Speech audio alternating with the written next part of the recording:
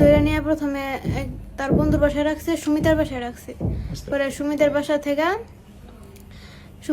থেকে আমার নিচে রাত্রে মাগরিবের দিকে একটা রিসোর্টে, পরে রিসোর্ট থেকে রাতের 10টার দিকে আরেকটা রেস্টুরেন্টে নিয়ে আইছি।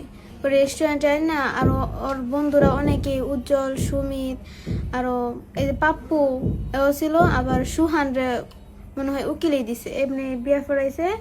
আর সুহানের আব্বু ছিল, ছেলের জাডা ছিল, বাচ্চু ছিল, আর কাজী বলতে পারি না, কোনো হুজুর কিছুই না, মানে ছেলেটা কাজী নাকি আমার সন্দেহ আছে।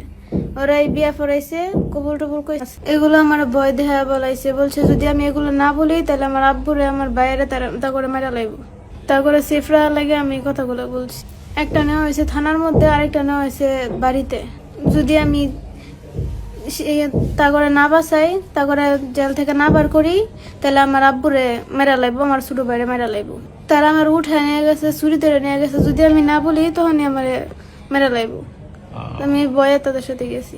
আচ্ছা, রিস্কাওয়ালা যাতে না চাইলেও রিস্কাওয়ালারও ভয় দিয়েছে, যদি তারা নিয়ে না যায় তাহলে রিস্কাওয়ালাও মেরা লাগবে। আবিদ, সুমিত, উজ্জ্বল অস্ত্র ছিল, চুরি ছিল, বন্দুক ছিল।